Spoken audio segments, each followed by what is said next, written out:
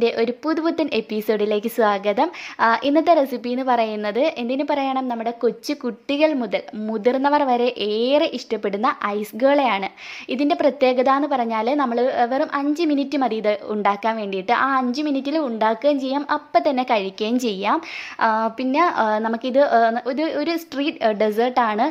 നമുക്ക് പുറത്ത് നിന്നും മേടിക്കാൻ കിട്ടുന്ന അതേ ടേസ്റ്റിൽ തന്നെയാണ് ഇത് ചെയ്യുന്നത് എന്നാണ് മറ്റൊരു പ്രത്യേകത. അപ്പോൾ നോക്കാം ഇത് എങ്ങനെയാണ് തയ്യാറാക്കുന്നതെന്ന്. ആദ്യം നമുക്ക് ഐസ് ഗോളയ്ക്ക് വേണ്ടിയിട്ടുള്ള സിറപ്പ് റെഡിയാക്കി എടുക്കണം. അതിന് വേണ്ടിയിട്ട് ഞാൻ 1 കപ്പ് പഞ്ചസാര ഒരു പാനിലേക്ക് ഇട്ടിട്ടുണ്ട്. ഇനി ഇതിലേക്ക് ഞാൻ കുറച്ച് വെള്ളമാണ് ചേർക്കുന്നത്. 6 ടേബിൾ സ്പൂൺ വെള്ളമുണ്ട്. അതായത് 1/2 കപ്പ് വെള്ളം ഞാൻ തികച്ച് എടുത്തിട്ടില്ല.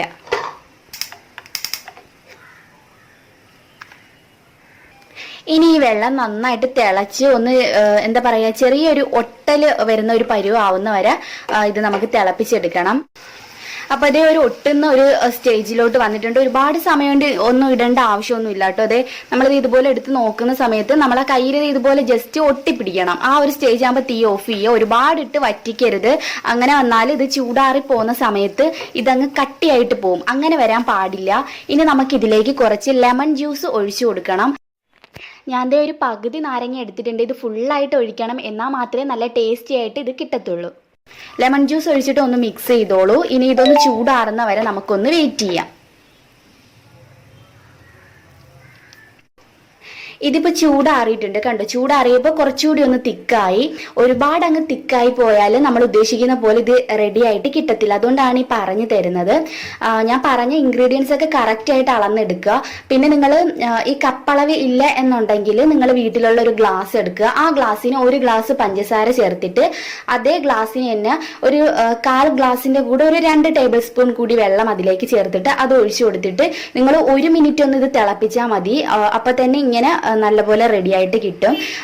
ഞാൻ പറയുന്നത് ഇത് ഒരുപാട് തിക്കായി പോകാൻ പാടില്ല.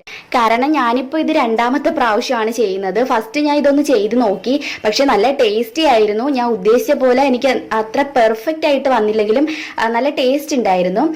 അപ്പോൾ വിചാരിച്ച് ഒന്നും കൂടെ ഒന്ന് നല്ല പെർഫെക്റ്റ് ആയിട്ട് ചെയ്യാമെന്ന് കരുതിയിട്ട് ഇതിപ്പോൾ 2ാമത്തെ തവണയാണ് ഞാൻ ചെയ്ത് നോക്കുന്നത്. ഇനി ഞാൻ ഒരു 3 ബൗൾ എടുത്ത് വെച്ചിട്ടുണ്ട്. ഈ ബൗളിലോട്ട് നമുക്ക് ഇത് കുറേശ്ശെയായിട്ട് ഒഴിച്ചു കൊടുക്കാം.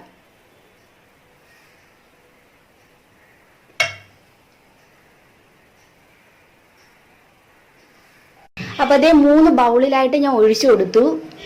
ഇനി ഇതിലേക്ക് ഞാൻ ചേർക്കാൻ പോകുന്നത് മിൽക്ക് മിക്സ് ആണ് കേട്ടോ. ഇത് നമുക്ക് സാധാരണ എല്ലാ സൂപ്പർ മാർക്കറ്റിലും കിട്ടുന്ന ഒരു ഐറ്റം ആണിത്.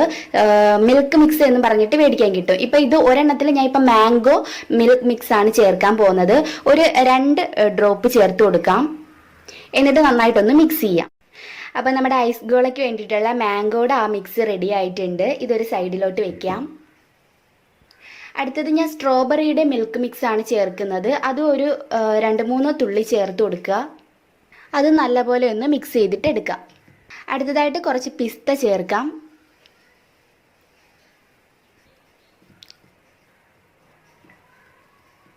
അപ്പം നമ്മുടെ ഐസ് ഗോളയ്ക്ക് വേണ്ടിയിട്ടുള്ള സിറപ്പ് ഇവിടെ റെഡിയായി. ഇതൊരു സൈഡിലോട്ട് വെക്കാം.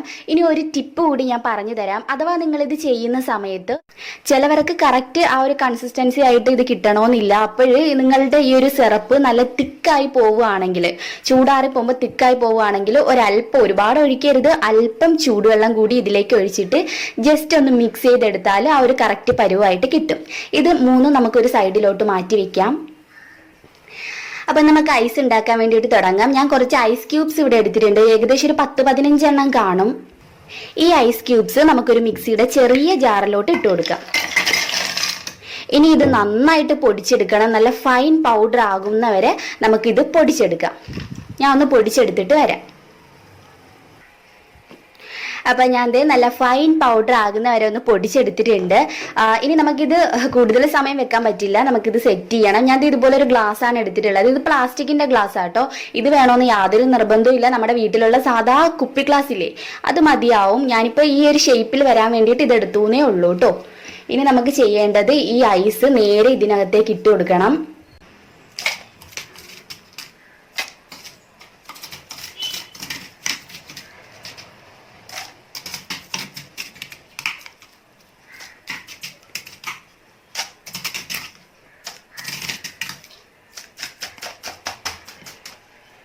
ഇതിലേക്ക് ഇതുപോലൊരു സ്റ്റിക്ക് കൂടി ഇറക്കി വെക്കുക കേട്ടോ. സ്റ്റിക്ക് ഇറക്കി വെച്ചിട്ട് ഇതുപോലെ നന്നായി. ഇനി നമുക്ക് മെല്ലെ ഇത് എടുക്കാം.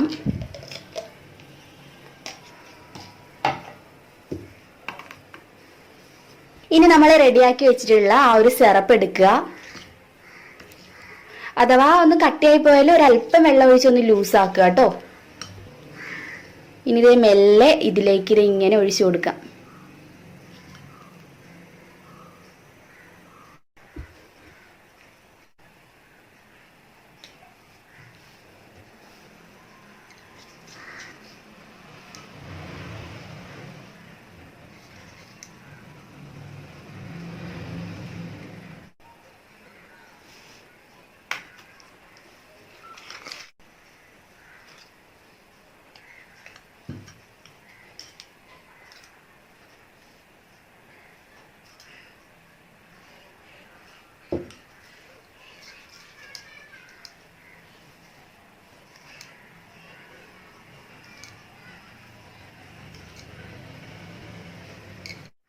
അപ്പോൾ നമ്മുടെ സൂപ്പർ ടേസ്റ്റി ആയിട്ടുള്ള ഐസ് ഗോള റെഡിയായി. തീർച്ചയായിട്ടും പരീക്ഷിച്ച് നോക്കുക. നല്ല സൂപ്പർ ടേസ്റ്റാണ്.